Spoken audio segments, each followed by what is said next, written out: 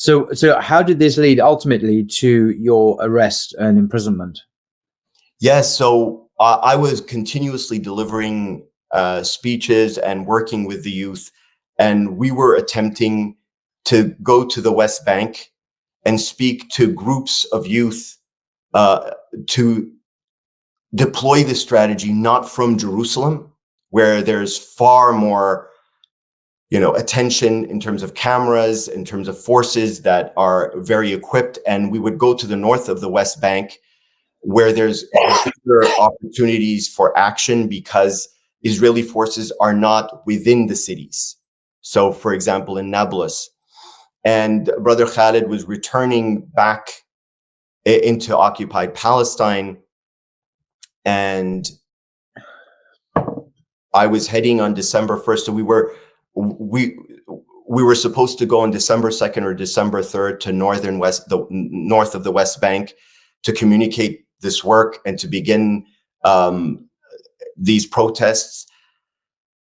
And on December 1st, Brother Khalid was on the border, and he apparently, I hadn't known that yet, was detained. He was coming in from Jordan.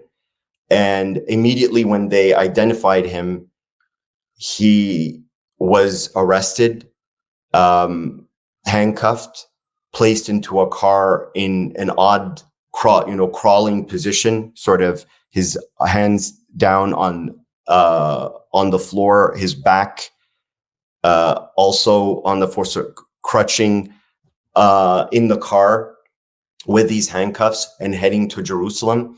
And I was attempting to call and contact him, and I could see that just one check mark, and I'm like, what's going on? Why is Brother Khalid?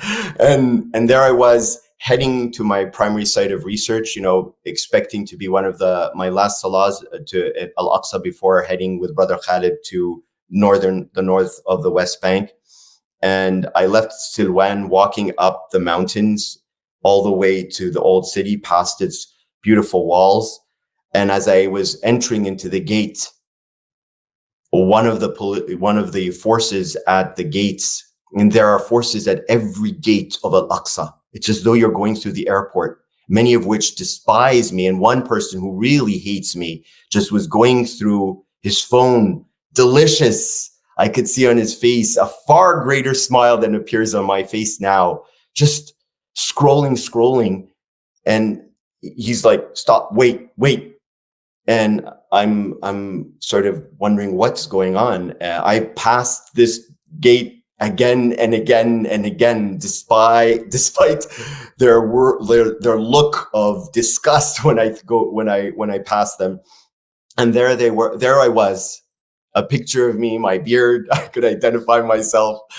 And he looked at me and then began a chapter of research, of ethnography, unimaginable. I was handcuffed on my hands, on my legs, the metallic cold going into my legs, coiling into my skin, burning my nerves, stripped, naked, paraded through the old city, thrown into a van, taken to the Meskubeya infamous prison, taken to a basement, poorly lit. My companion, a toilet hole, no windows behind two metallic doors, anxiety, heart pumping with the clanking of the keys as they would try to take me again and again to my interrogation. Sleep deprived, tortured, again and again, shifts of different intelligence officers. Why are you here? What does it mean that you came to end the occupation? Who are these youth? They would point behind these walls is Imran, behind those walls is Sheikh Sami. These are youth that we were working with, many of which trying to sort of generate guilt were folks who trusted us and who are now being harmed, and they didn't have the power of saying they weren't from Palestine. And so they did whatever, and I don't even know exactly what happened to them. My understanding is that based on some of the youth after I arrived, that they were thoroughly tortured, attacked, and again and again, interrogation. One man saying that he cleans himself every day with bleach because he talks to filth like me. Huge humiliation that I'm less than spit, and shouting, sometimes countless officers questioning me in multiple languages, asking me questions about my background, about what does it mean to end the occupation, what type of strategies I'm deploying, who was involved. And anytime I refused to provide names or provide strategies, there would be shouting, attempts to describe my resistance as futile, that they have lie detectors, that they have means of extracting information, that people here all around are telling us what you've been doing in Jerusalem. And so it was an experience I never imagined. It was also a research project that took formation in a manner that was truly informative. And so while there was a huge trauma, when I set foot into prison with my handcuffs in hand, it was truly the experience of a lifetime for a professor who just didn't understand the occupation. And then when they lifted the blindfolds that they constantly placed on me, claustrophobic, and when I looked upon this prison and the youth that I encountered, I discovered that the occupation was underground. That's countless Palestinians every day, that I might have been an exception coming from the West, that they felt they were forced in their view to imprison me, that it goes contrary to their marketing, that someone like me would have the capacity because I would return to speak out, that every day this has been happening in Palestine, and that many of the youth are entrapped, are imprisoned in huge numbers, that there are communities underground and in prisons built all across Palestine. And one of the most disturbing things is what I learned when we came back.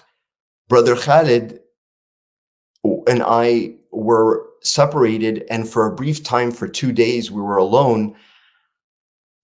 And they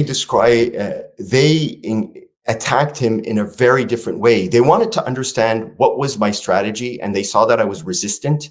They took Brother Khalid to a place called Ascalon, in Hebrew, Ashkelon, in the north of Gaza, in a prison. And Brother Khalid confronted the trauma of naivete. He thought everyone around him was Palestinian, but it was sort of like the Truman Show. If folks know that. Everybody was in Israeli intelligence, and they would ask him to come and do halaqas and to pray and lead the prayer before them. And the halaqa was about what are the ideas of Sheikh Hassan. And he didn't know, living all his life outside of occupied Palestine. He was a University of Minnesota student. And he just told them everything. And when they were happy with what they received, they took him back to Mescobeya, the prison I was residing in. It's an extraordinary story. So thank you for sharing that incredibly difficult story. Are you able at this stage to, in whatever words you choose, to talk about the torture that you were forced to undergo? Absolutely, yeah. And the torture wasn't the same as the Palestinian youth who are beaten up and attacked. The torture that we endured involved deception, blindfolding, being in confined spaces, sleep deprivation, constant interrogation, being placed in poorly lit places. I didn't eat for 12 days. That was by my own will. And the experience of constantly being threatened, the anxiety of what will happen. There were always threats, like it seemed at one point they would waterboard me, but instead they stripped me and placed other clothing on me, clothing that identifies me as a freedom fighter. They seem to have two color coding clothing systems. One is orange if you're actually being subject to the criminal code, like you committed murder or theft, and one for those who are fighting against the occupation. I thought that was kind of unusual, but they seem to want to separate and make it very identifiable. The torture was never at the level that many of the youth experience, which is that they were beaten. I just happened to be handcuffed. The physical pain of being handcuffed, of being walked from one place to the next, with these handcuffs, the challenges of being taken in vehicles with these handcuffs on my hands, on my legs. So I was, because I'm blindfolded, I was pushed over, that put behind very small confined spaces in cars or vans as we head to the courts. And of course, in the case of Brother Khalid, being placed in very odd positions. And so one of the things that happened often with me when I was questioned is that I would be placed in a particular position on the chair, handcuffed to the chair, and they can do anything they want, constantly being questioned and asked again and again about what we're doing and why we're here. I felt from the experience, they placed a priority on learning as much information as they could about me, as opposed to pursuing a punitive project with me. Whereas with the youth, it seemed that their mere association with us was being punished. Do you think that the fact that you and Khalid were both American citizens also affected your treatment at the hands of these people? Absolutely. The idea that we came from the West, that we were not Palestinian, often was a fear, it seemed, because I would ask that embassies would know that we were here in prison. We were told that they were informed. But if I may, one of the most disturbing things analogical to what's happening now as we see it in the bombardments in Gaza and how they're being received by the media and by the overall public is that the US government, the Canadian government, I happen to be a Canadian citizen who's a US permanent resident, and Brother Khalid is an American citizen. And so both were informed, both embassies, and both governments did nothing. Mm. It seemed that they, when told that these forces imprisoned us, assumed there must be something wrong with us, and they just willfully blind allowed their attacks, their torture, their detention to take place. And later on, I learned they were fully knowledgeable and they did nothing. My father insisting that External Affairs in Canada speak out, and all the information was purely just information. They would just report that I was and happened to be in Meskubeya, but there was no attempt to release me. And in the United States, similarly, when we came back to the US, Brother Khalid and I were questioned as though we did something wrong. Who were you questioned by? What, the border people or the FBI, or who took the interest primarily? The FBI spoke to Brother Khalid and Border Control spoke to me. I was deported to Toronto, Canada. He was deported to New York, the United States. I then, after a week in Canada, I went to the United States. And then when I landed, I then was processed and greeted at the gate. I'm not supposed to be greeted at the gate because usually you go through immigration in Canada. They have an agreement between both countries. Yeah. And exceptionally, there they were right outside the plane. And they took me to a room, closed the door, and the interrogation began. Later on, I should also let you know, the FBI did pursue us, questioning Badr Khalid's family, seeking that we would speak to them further about our plans and our strategies. Of course, our attorney made sure that we never spoke to them, which is our right living in the United States. A very different world than the one we experience in occupied Palestine. Indeed. And the University of Minnesota, where you are a professor, how did they receive you back, and what was their view of what had happened to you? Were they understanding at all, or what was their response to your experience? Yeah, and the University of Minnesota, where I had many colleagues, mentors, friends, when I entered and returned back to the university, and I was teaching, my courses. In this case, I was teaching a course, Global Islamophobia. I experienced much of what I taught. The Islamophobia was so evident. I would go into a hallway, and my colleagues who were excited to see me or talk to me in many other occasions just fled.